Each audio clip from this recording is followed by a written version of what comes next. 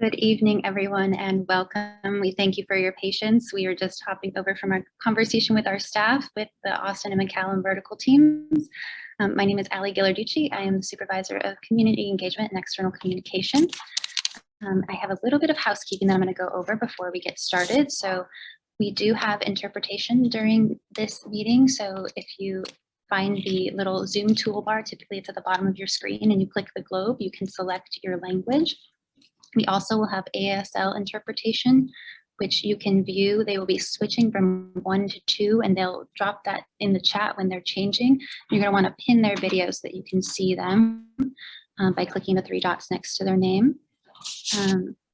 This evening, we have some topics that we said we were going to cover, such as our budget, looking a little bit at what next year might look like, and our strategic plan, but really we're here to listen to what y'all are interested in hearing about. So while those kind of topics will guide the conversation, we will be accepting questions throughout, both if you'd like to start dropping them in the chat as you think of questions, or feel free to raise your hand and we can call on you to unmute yourself. And with all of that, I think I'll allow our interpreter to interpret, and then we'll get started. Buenas tardes, bienvenidos a esta conversación de la comunidad.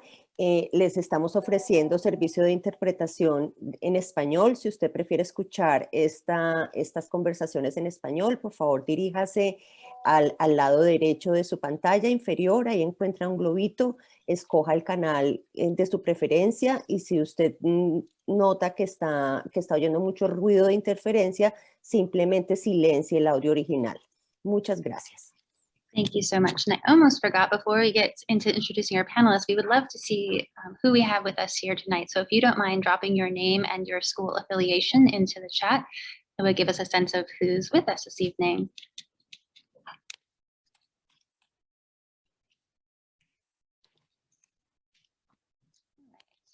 I'd like to start by introducing our panelists this evening, and if you would start for us, our superintendent.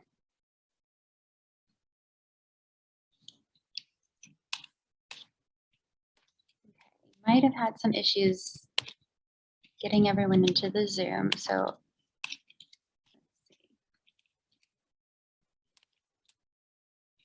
I'm going to go ahead and have our Chief Academic Officer introduce herself. I'm sure that our superintendent will be with us shortly.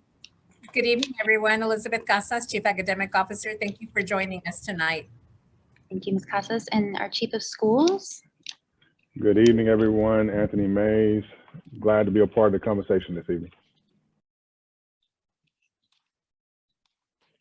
And our Equity Officer. Good evening, Stephanie Hawley, Equity Officer, and happy to be here. Thank you for choosing to be with us tonight.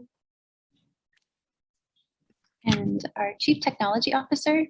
Good evening, everyone. Sean Brinkman, Chief Technology Officer. Thank you for your time. Thank you. Chief of Police. Good evening, everyone. Ashley Gonzalez, Chief of the Police Department. I also oversee emergency management and the Department of Life and Safety for the district. Thank you for being with us. Thanks, Chief. And Chief Human Capital Officer. I'm Leslie Stevens. Thank you for being here this evening. And our Chief of Intergovernmental Relations and Board Services. Good afternoon, everyone. My name is Jacob Reach, and I'm glad to be here with our McCallum and Austin High Vertical Team families. Next, we have our Executive Director of Innovation and Development. Hi, everyone. Michelle Wallace. Thanks for being here tonight. And our Chief Operations Officer. Hello, everyone. Matias Segura. I'm happy to be here and look forward to the conversation. Thank you. And we have our Chief Communications and Community Engagement Officer. Good evening, everyone. Jason Stanford here. Happy to be here and looking forward to our conversation. Right, and I apologize, but I am still not seeing our superintendent. She was with us just a moment ago. I am now. I was having there you are.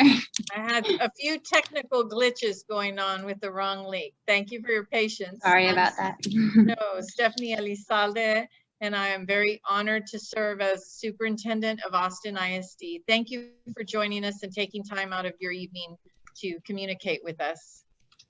Thank you so much. All right, so we're going to go ahead and get started talking a little bit about the end of this school year. We're starting to get excited about what might look like a slightly more normal graduation and prom season. And I know we're getting really creative with how we're going to celebrate. So if Dr. Mays, you would want to talk to us a little bit about what we can anticipate in terms of wrapping up this school year.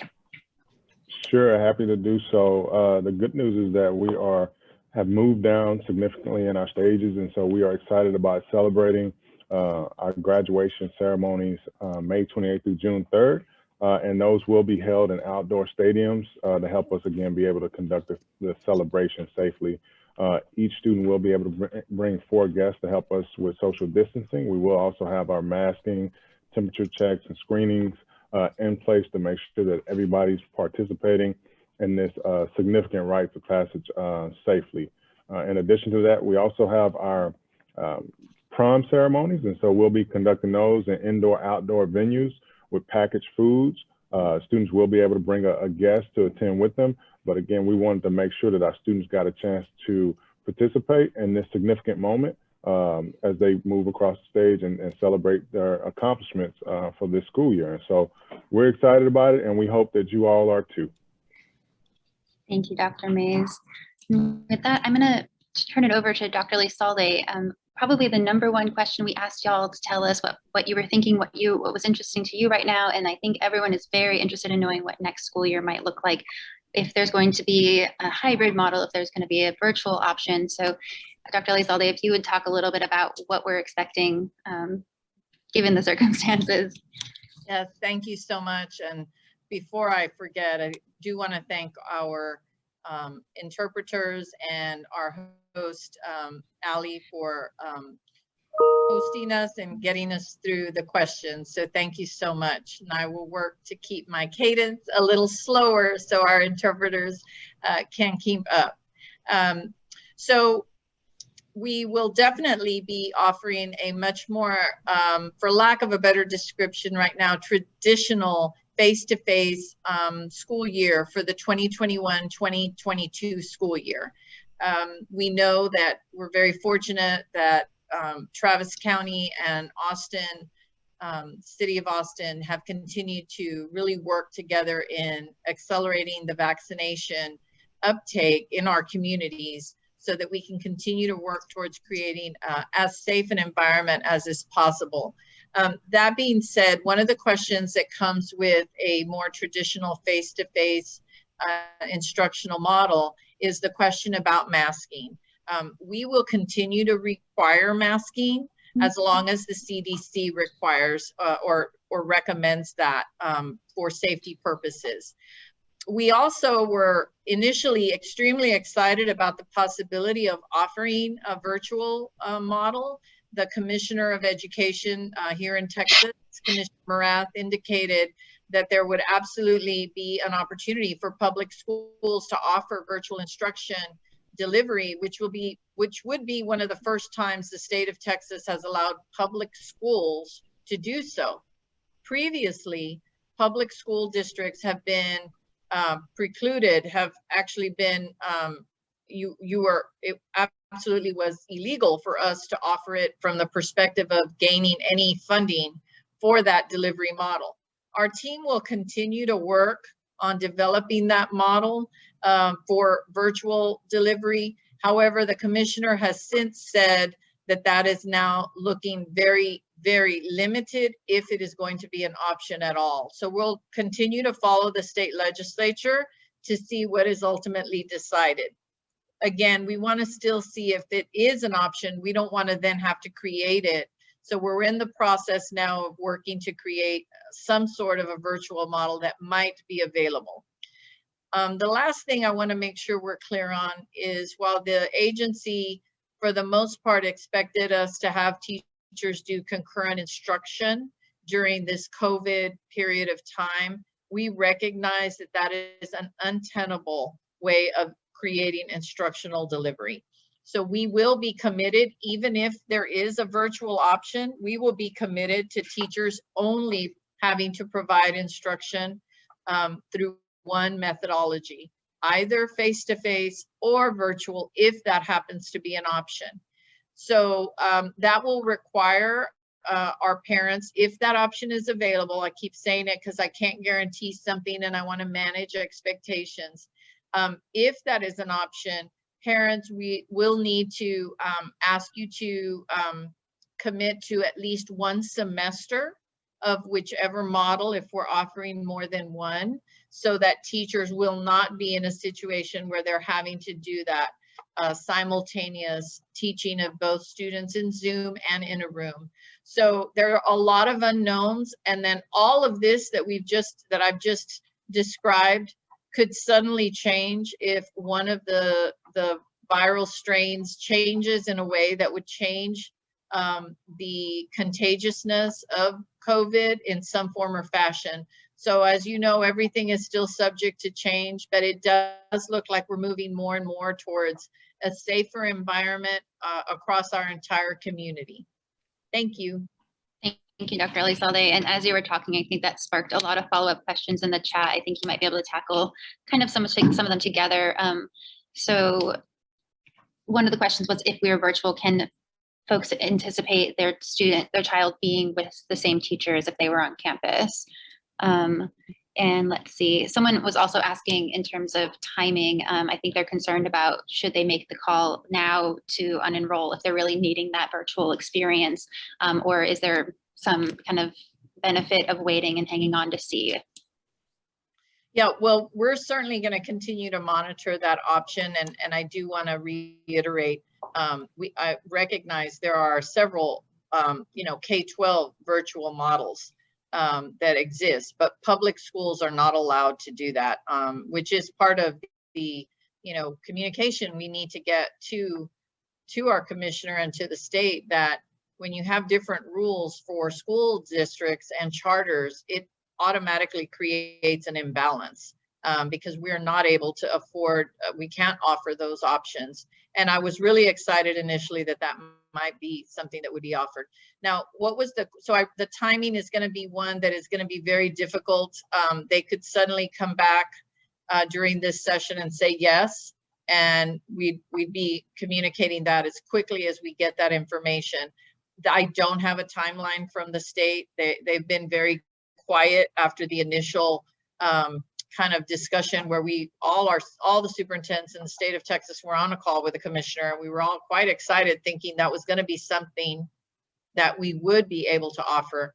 And then it went from excitement to silence to no, it'll have to have some passage of law in order for us to receive funding for that. There was a question about students and who their teachers. I didn't understand. I didn't hear the whole question. I think the question was, if we were able to offer that virtual option and teachers aren't teaching concurrently, it sounds like, I think the question was, will my child have the same teacher, whichever they are? Yes, that would be the reason why we would need a commitment for a semester minimum, so that we could ensure that it's the teacher serving students, the same teacher, not that we would have different individuals. We would want to continue. Lessons learned is we have to do a better job of supporting our teachers in ensuring that they can provide continual instruction to a set of students and not do that in a simultaneous or concurrent manner. Thank you. And I do also see a few questions. Dr. Reach, if you don't mind sharing with everyone what we've learned about the possibility of requiring staff or students to have a vaccination. Folks are curious if that's going to be something we would choose to do or be able to do. Yeah, I'm more than happy to share that. So for Texas, the Texas Department of Health and Human Services actually sets the minimum requirements for vaccinations that are required for enrolling in a campus. And under their current rules, districts are only able to require those that they have listed. The COVID vaccine is not currently included on there. They are continuing to have discussions both at the state level and at the national level on whether that could possibly be included. One thing to note is that while we are able to get the vaccine under emergency authorization, it actually has not completed FDA approval. It has the emergency authorization by the FDA. And Texas has stated that they would not consider it being a requirement until there is that final FDA approval. So we will continue to monitor what the state of Texas does And if they list that as one of the required vaccinations for enrollment, then we will be sure to update our own process and procedures for AISD. I think the second part of that question, though, also went to adults, if I heard that question correctly, Ali. And That's I know right. Ms. Stevens attended a session with one of the top legal firms with regard to Texas and the requirement of vaccinations. Did you want to spend just 15 seconds on that? Yes, and it kind of follows what Jacob was talking about a minute ago, is we can ask if our employees have the vaccination, but if they tell us no, we can't ask why they didn't, and we cannot require our employees to get the vaccination. Thank you so much. And I did just get a follow-up question about the timing of the enrolling. I think we didn't quite capture what that person was trying to get at. We obviously have some folks who really love our school district because their thinking is, if I'm thinking that I need that virtual option, is it going to hurt AISD more if I do have to make that choice to unenroll? Is it going to hurt more if I do it now, so you plan for it, or last minute? So they're really trying to help us out. I appreciate that. Yeah, so it certainly hurts my heart to have anyone not want to stay in our district. But I also understand the needs. As a parent myself, you have to make decisions that are in the best interest of your child and of your family. And so I think it's very generous of folks to be asking. No, we would prefer that we end the school year with the student enrolled rather than unenrolling right now. And for the most part, we're going to continue to see what options and how much lobbying we can do for this virtual possibility. I'm probably not expressing how disappointed I was. I believe Dr. Reach was actually on that call with me when the commissioner himself was quite excited and told every superintendent in the state, oh, you're absolutely going to have this, plan for it. You're going to have it available. And just like that, it went from that statement to, oh no, I can't do that anymore. So I would prefer that it would be best for the district if students would stay enrolled through the end of the school year whenever possible. And I think if I'm remembering correctly, I saw a question in the registration about what can parents do to help. So I think this is definitely one of those things, if this is important to you. I think that we have a lot of folks who I've heard from the campus level down up to central who are excited about the possibility of planning around the possibility of hybrid or that virtual. So if that's something that matters a lot to you, you can definitely help us in that area by advocating for that. With that, I think I'm going to go ahead and take us into starting to talk a little bit about the budget. So given the strain that the COVID-19 situation has put on our budget, we know that we are facing some budgetary challenges, and some folks may be hearing about campus budgets and how they may be impacted by the enrollment losses that has also impacted our budget. And I'm wondering if Ms. Stevens, if you might want to talk a little bit about some of the changes that have happened due to the staffing guidelines changes, as well as drops in enrollment. Yeah, so a year ago, Austin ISD had a projected student enrollment of 80,000. And then, of course, as you all know, we had COVID-19, and right now we have 75,000 students enrolled. So that's a difference of 5,000 students, and we were staffed at 80, and we have 75 current enrolled students. And it's the same cycle every year. So about this time in the spring, our projection for next year, we are projecting 77,351. So it's an increase from our current student enrollment, but it is still a decrease from a year ago when we were projecting 80,000 students. And so we saw an opportunity to where if we would have just taken the staffing guidelines that were in place and applied them to the projected enrollment of 77,351, there would have been an approximate loss of about 600 campus-based positions. Instead, that kind of opened up an opportunity to relook at our staffing guidelines and kind of start to apply some weights and some different ways of looking at them based on the needs in the district. So in saying that, an example is at the elementary level, we always gave out or gave schools a number for every grade level. So as a principal, you would get a projected number for kindergarten, first grade, second grade, third, fourth, fifth. And they would take that number and divide by 22, and that was the number of teachers you got for the grade level. What it didn't account for was the language needs at the elementary school. So this year, we just reversed the process. So we got the projected enrollment by grade level. We worked with the multilingual department. They helped us in determining like what that split of students projection number was. And then once we knew like how many ESL students we were going to have and how many dual language students we were going to have, then we applied the formula so that we were front loading the staffing at our elementaries. We did another look at our pre-K classrooms, and in the past, our pre-K classrooms dismissed earlier than our regular classrooms so that teachers we could meet the requirement of the teachers having their conference time within that school day. So what we did instead was we looked at the class size at pre-K 4, and we moved it to the standard class size of all of our K through 4 classrooms and added a teacher assistant. At secondary, what we looked at was we know that our students who have the greatest need additional resources. So we looked at our projected student enrollments at our middle schools and high schools. And then we looked at how many students at the particular school, how many of those students were economically disadvantaged.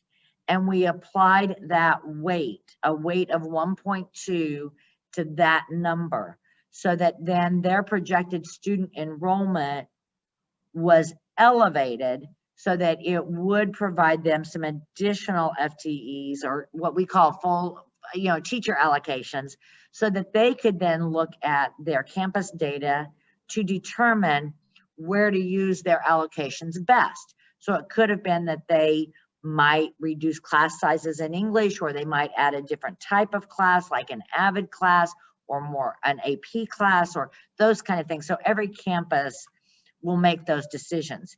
And I do want to say that ultimately, when kids are in high school, every year they fill out a choice sheet for the following year that says, I want to take these courses, and we know some of those are required by the state. The campuses look at those choices that students are making and develop their master schedule based on those student choices. What our staffing guidelines do is say, okay, you have 2,000 students coming to your school. Here's the bucket of staff, and then the campuses determine what staff they need to meet their master schedule. Thank you so much, Ms. Stevens. And I do see a question kind of going back to the question about what we can anticipate next year. Do we have any plans to survey families now to kind of get a sense of if there is an option, would they take it, or under what conditions might they feel comfortable coming back, things like that? Is that something that is in the works, or we could put in the works? It is in the works. I wanted to wait a little bit because we did, I did err in terms of sending out a survey earlier. I think it was January maybe, that we sent out a survey that goes out every year that just asks about like next year. And so I heard a lot from many community members and parents about, well, you're asking me about something and you're not telling me any information. And that 100% correct. So that was not intended to go out at that time. It was one of those a regular kind of survey of parents and community members. So we are working now that we also know that virtual is only a possibility, not an actual option yet. So we're going to rework the survey that we're putting together, and then our research department will work with Dr. Mays and school leadership, and they'll be sending out a survey so we can gather. I saw the question in the chat. Do we have any idea how many parents, you know, would choose that? How many of them only want that? How many are going to leave us if that's not an option? Like, I think those are the types of questions we need to certainly gather your input on. So it's in the works. Thank you, Dr. Elizalde. And I saw a follow-up question. You noted, and this is from Ms. Stevens, you noted the drop in student enrollment due to COVID. How many teachers left the district, and is this accounted for in your staffing guidelines? So our staffing guidelines, they don't work in that manner. What we do is we say, okay, and I mean, I'm making up a school. X school has 100 teachers assigned to it. And then they look, and let's say they currently have 102 teachers on their campus. Then they decide based on their master schedule and what students are choosing, they will then put 2 of their teachers in what we call a priority pool. Well, then as the school year moves from now and until through July, most likely, there may be a teacher on that campus that leaves for some reason, or who retires. Like at the end of May, they suddenly decide, oh, I'm going to go ahead and retire. What we do is look at their teachers in the priority pool, and if there's a certification match, then that teacher goes back to that campus. One of the things we also do is we're going to look at the vertical teams. So if you were at one campus in the vertical team and another campus in the vertical team has an opening that matches that person's certification, they would go, you know, we would offer that placement to that teacher if the principal interviews and recommends that person. And then we look district-wide. So with the new staffing guidelines, there was a reduction of approximately 200 to 250 campus-based positions. Every year, Austin ISD hires between 500 and 600 teachers. So we know that we're moving teachers around, that we are not going to tell teachers that they don't have a job in Austin ISD. And so we will not have a loss of teacher positions within the district. As a matter of fact, we will still hire from outside of the district, which we currently are for some of our more difficult to fill positions, such as our dual language teachers and some of those positions. Thank you, Ms. Stevens. And there are some questions both in the chat and that we definitely received in the registration. Folks are hoping that we can clarify how some of the changes, whether it be the staffing guidelines or just the loss of enrollment that has resulted in our campus budget shrinking a bit. Can we offer a little bit of clarification about some of the staffing changes that our campuses may be experiencing? Particularly the questions are around the fine arts and positions that are being lost on campuses. Yeah, so I just want to reiterate that the positions that we're serving, that are providing direct services to students, those positions with ensuring that we right size for the number of students that we actually have enrolled, not keeping in, right now we're not even taking into account how many students may not be enrolled because they may choose virtual. We're not even listing those as a loss. So as a reminder, even though we're right below 75,000 students enrolled, we're actually staffing with hopes that we will regain about 50% of the original loss. So what is really important is if there were some supervisory positions, which included those at central office that were not providing direct services to students, we did make decisions about then those positions not continuing so that we could then have less cuts at the campus level. So the goal here is to ensure that no student programs, including the fine arts, our direct services to students should not be affected.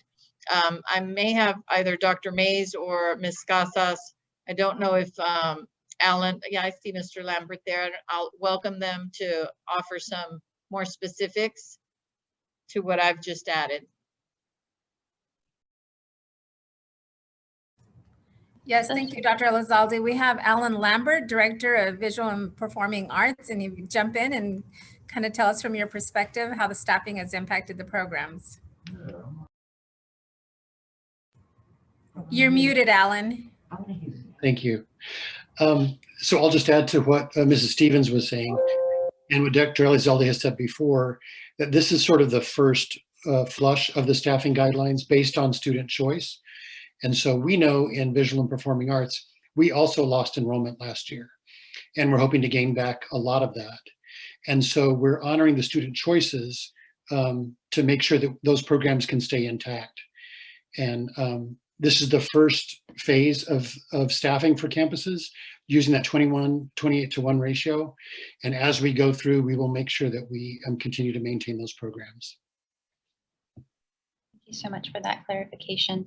And as we know, talking about the budget and the impact that enrollment has on the budget, I know that we've been, that increasing enrollment has been a big priority for the district. And I'm wondering, I'm not sure who wants to tackle this. There's a few, I know there's several strategies, but can we touch on some of the strategies that we've had our Operation Reconnect, and we're hearing from families some of the reasons maybe that they're not choosing our schools. And if we could touch on a little bit, what are some of the things that we're hearing and are already starting to put in place to try to address some of the things, the concerns our families have expressed to us in terms of what's making it difficult to be choosing our schools? Yeah, I think some of the challenges that come with this is, of course, the pandemic. And so, of course, we have families that are looking for the opportunities to have, more face-to-face options that look like the traditional setting in school. But because we've been working to be safe, school hadn't necessarily looked in that traditional way. And so that's part of the feedback that we get. I think some of the other feedback that we get, the overwhelming feedback that we get a lot of times from parents, is transportation and before school and after school care. And so those are pieces that we're working to address with our campuses and trying to make sure that we align resources with those areas of need. And we've actually already begun to address the transportation component to make sure that we give families those opportunities to take advantage of what it is that we have here in the district. There's another piece that, parents don't necessarily communicate, but when we look at the demand for, say, particularly our fine arts program at McCallum or Lamar, we know that there's an overwhelming desire for families to take advantage of that. So it's really about how can we offer more opportunities like that? And we see the same thing with some of the opportunities that we offer with our other schools of choice. And so we want to be able to offer those opportunities for families. And so we're working to, again, collect data, understand what it is that families want, and then be able to provide more opportunities for those students and families. So that's where we are right now. Operation Reconnect is allowing us to touch base with families and get authentic feedback from them from door to door. And so we plan on doing more of those in different sectors of the city as we move forward. Thank you, Dr. Mays. And I do see a question about special education and the data that we're either collecting now or have in the past. Do we have data on the reasons that families have chosen to leave, and particularly, in particular, Ms. Flores is asking if it has to do with folks' experience with special education offerings, if that's something we've heard. So I will acknowledge that we recognize that special education is obviously an area of improvement. We are working on the evaluation plan to get caught up on the evaluations that we are behind on due to the school closure last year. And so I am happy to say that by today, every one of those 900 parents should have gotten a call from somebody on the team to talk about where their student is in the process. And we have set that lofty goal of getting caught up by June 30th. And then we have a two-way track where we're getting caught up with those that were far behind, and then also keeping track of our newly identified referrals so that we don't miss the timeline moving forward. And so I've read the article too of staff that have left the district, and the reality is if there are some culture issues within the department, that we will address them moving forward. Thank you so much, Ms. Casas. And not seeing any other questions related to budget at this moment, I'm going to go ahead and pivot us to talking a little bit about our strategic plan. And if I missed you, Just know we are also happy to not only take questions from the chat in case we miss it, you're welcome to raise your hand as well. That might catch my eye and we'd be happy to hear you unmute yourself and ask some questions. But I will get us kicked off talking a little bit about the strategic plan by directing a question to you, Ms. Wallace. We know that our Board of Trustees adopted the strategic plan framework. If folks can remember this far back, it was back in June, I believe.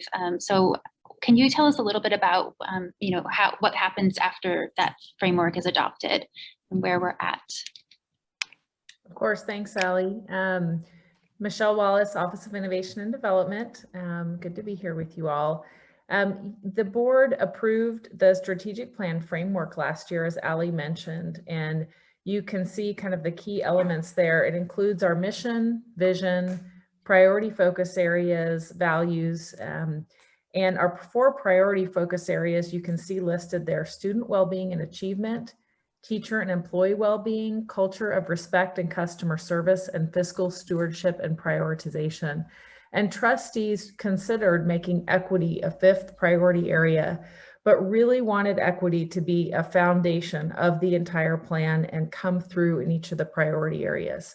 So we've been fortunate to work very closely with our equity office, Dr. Holly and her team, who have done extensive community engagement over the last year and really incorporate their themes and recommendations into the strategic plan. Our step now is working with Dr. Elizalde and our leadership team to design our strategies and action steps that will make progress in those areas over the coming year. So that's just a quick high-level update on the strategic plan. Thanks so much for that. And I'm seeing in the chat, I think folks are feeling a little frustrated, and I apologize. If there were still some questions about special education, I'm wondering, I know there was a question about, I guess, how staff might be impacted, and if we haven't touched on that, let's go ahead and maybe revisit that topic.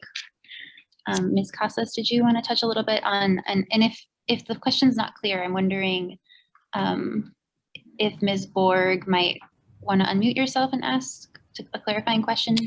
I'd be happy to.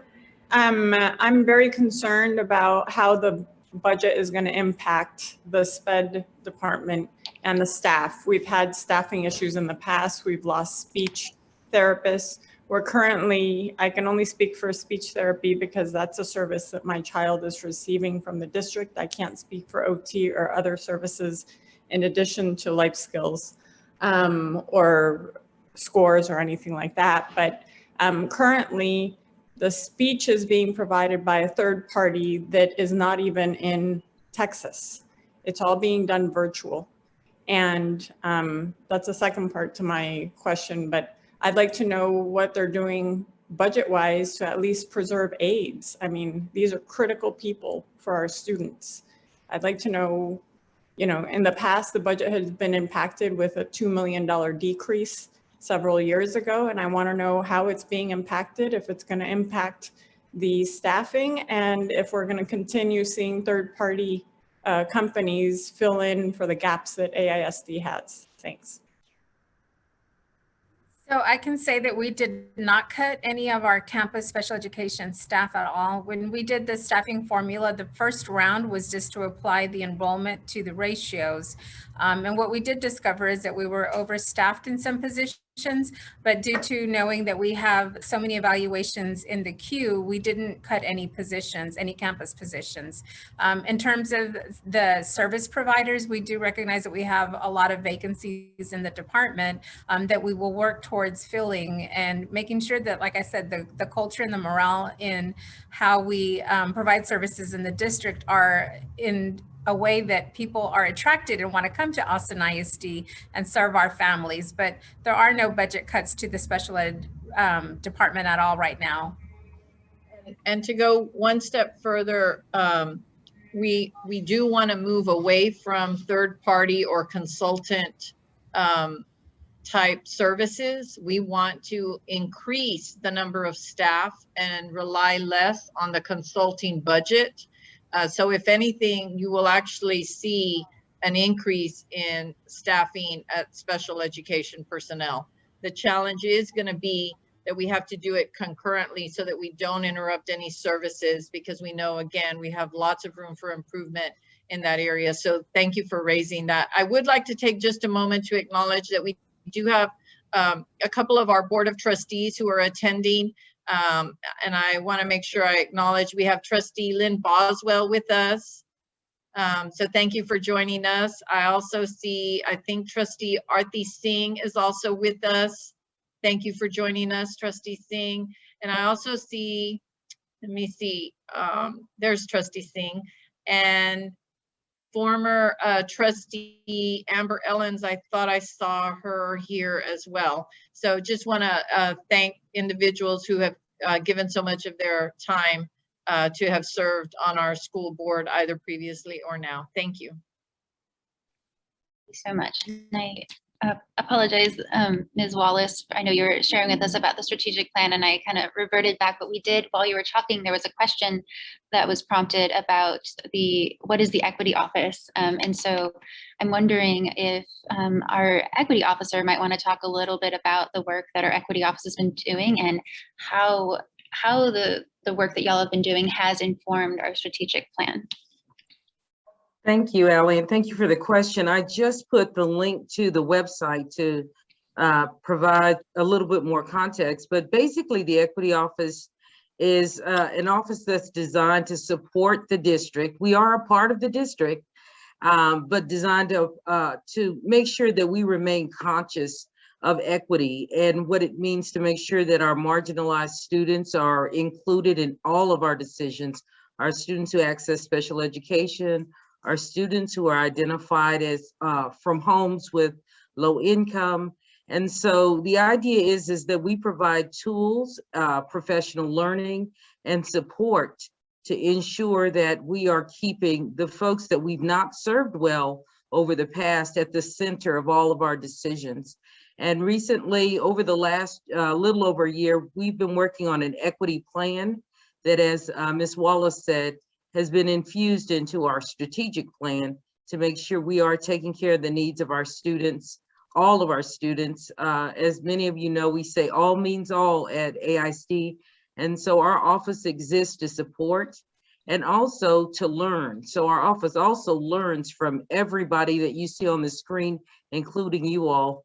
And over time, we have learned from over 1,500 folks internally and externally about the things that we have to focus on to make sure that we stay true to all means all and every child every day.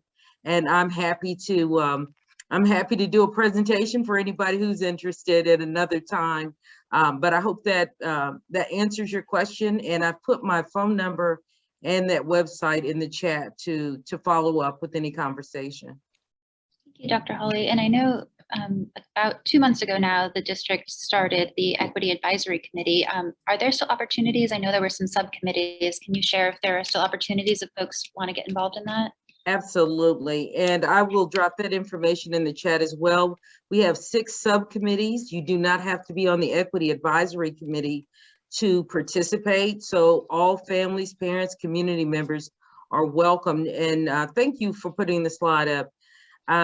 There's a larger committee, and this committee makes recommendations to Dr. Elizalde regarding, and you'll see those areas that Ms. Wallace talked about with regard to student well-being and teacher and employee well-being and so forth. But we have committees for all those priority areas, which are the board's priorities, and they will be bringing recommendations. The committee is led by 2 community members and then 2 district employees as well, but everybody's welcome, whether you're community members, whether you have a child in the district or not. We welcome you to join one of the subcommittees, and we have our monthly meetings as well. And I'll put that link in the chat so you can stay abreast of how to get involved, because the whole committee is not all, it's about also informing the district, Dr. Elizalde, but we also consider it an opportunity for healing and reconnecting with our community in big and robust ways and on a regular basis. So appreciate and invite you to join us at those monthly meetings. Thank you, Dr. Elizalde. I do see a question in the chat about this person is interested in maybe seeing the district do more, and I think this question I might direct to you, Dr. Mays, but seeing the district do more to connect students with summer jobs, internships, helping them have those experiences, possibly partnering with the city. Could you talk a little bit about the opportunities we do offer and if there are plans to kind of amplify those opportunities? Sure, and so I actually have a standing meeting with the chamber so that we can be familiar with all of those opportunities that are readily available. And so we have our career clusters on each campus, but we also have what we call PTECs, which, you know, with PTECs, in addition to the associate's degree, students should get industry level experience. I actually was out at Navarro the other day talking to a student that went through one of the career clusters, working to be a veterinarian, and had that work experience there at the campus. And so as best we can and as often as we can, we want to make those opportunities more robust, and that's ongoing work. I actually saw and heard, I saw one of our principals, Ms. Griffin, make a comment, and so I do want to give them an opportunity to share voice because they are, you know, working at the ground level, but we are working hard to support it, support the work from our office too. Sure. I'm Nicole Griffith. I'm the McCallum principal, the proud McCallum principal. And I do want to say that every opportunity that comes to us, we love to put out there, we love to share. But as I said in my comment, I think it's an area of growth for us. We're not a PTEC school. We do have a college and career counseling center, and it's an area that we absolutely want our students to be able to have those opportunities, especially in the summer, but also after. A lot of our students want a gap year experience, or they want to go into a career right outside of high school. And so making sure that we are talking about all those opportunities is really important. And so, yeah, we want to, I'd love to partner more. I love what you're saying, Dr. Mays, and trying to get more opportunities out there for our kids. And I know Ms. Taylor's on this call too from Austin High. So. Hi, everybody. Hi, Nicole. My camera's not working well. Glad everyone could make it. Just like Nicole said, our high schools have college career centers that work with families and communicating how we can support our students in that next level, what we call life after the high school experience. And I think we do a great job at the high school level with our seniors, with internship opportunities, capstone, but I agree we can expand that to more summer engagement opportunities to create more equity for students, to get prepared for what lies ahead. That's really our goal. So the more we can partner with the city and local businesses, the better. And we welcome the experience for our students. Thank you to both of our principals for being here with us. I'm going to go ahead and shift the conversation. I did see this question. It's a communications question, and I think it's really important to, given all of the communications challenges the district has had over the last year, the kind of increased demand, or maybe the realization of the increased, maybe how poorly we had been doing communicating before. And so I want to ask this question that came up in our registration, that there was concern about the intentions behind the recent push that the school district had to have students return to campuses. There's a feeling that maybe it had more to do with the funding issue with TEA. And this person felt that that families want to be trusted with all the facts, and that felt a little bit like a disconnect for them. And so I'm wondering if we can, one, Mr. Stanford, talk a little bit about the messaging, but I think also responding to the question of, is it about TEA funding? Okay, thank you for bringing that up. And I want to start out by saying that this is a bit of a home game for me. My youngest son is a senior at Austin High, and my oldest graduated from McCallum. So Ms. Taylor, you and I are well acquainted by email. But to the question, no, we're not inviting kids back to class to get money. We invite kids back to class to teach them. That's what we do for a living here. It did coincide with a change in the rules and incentive structure that the TEA did. We have, and we'll drop into the chat, we wrote an explainer about the ludicrously confusing way that the TEA has changed the rules for what's called hold harmless funding. But if we were inviting kids back to class to get money, we should all be fired. We're inviting kids back to class because teaching kids is what we do for a living, and teaching them in class is the best way to do it. And in class is safe because that is, we're following the guidelines of the CDC, the American College of Pediatrics, and our local public health advisors. In fact, the COVID rates inside classrooms right now are about a quarter of what they are outside of classrooms in Austin.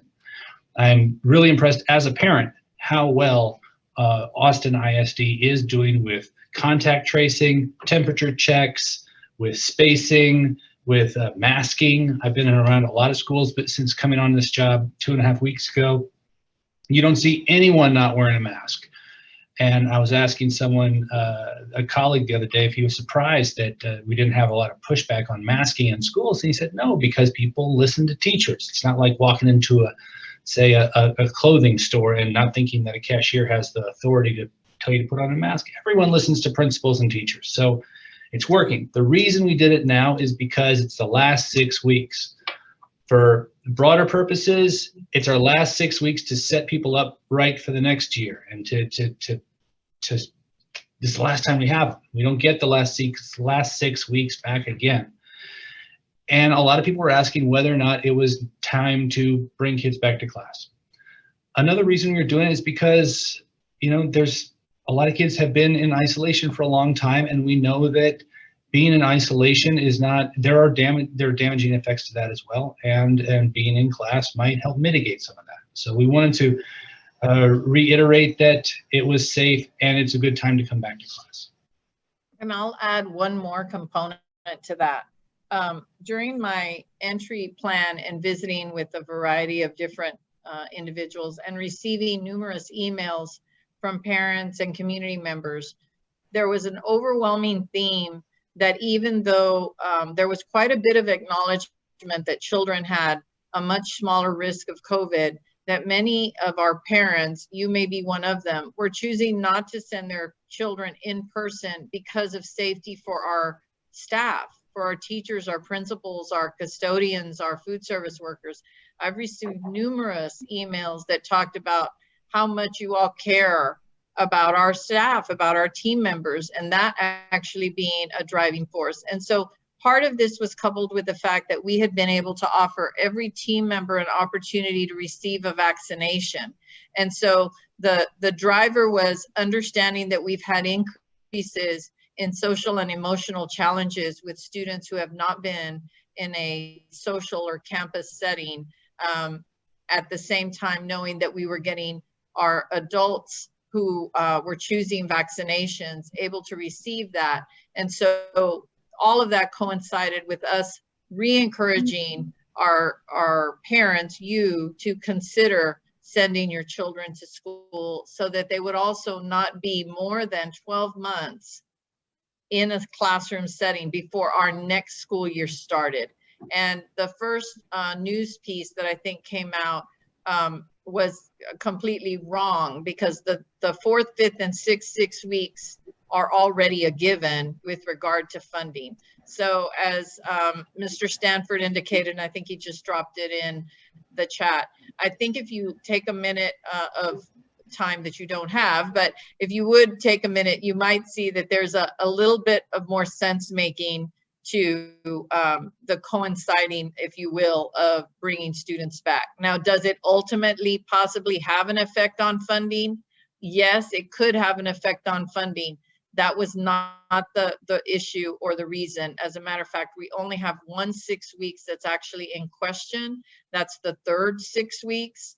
And in fact, we may even have a way, even if we don't reach what the state has, because these were all new rules, by the way. They put in all these rules after the fact.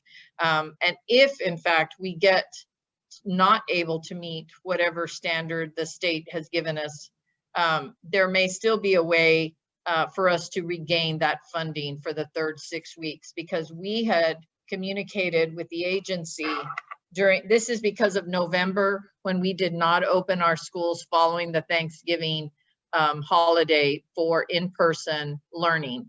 And we had communicated to the commissioner that we would add minutes to next school year so that we would not be penalized for this third 6 weeks. So I also think there's a little bit of reminder to the commissioner about what agreement he had made with our district during that period of time. Thank you for that question.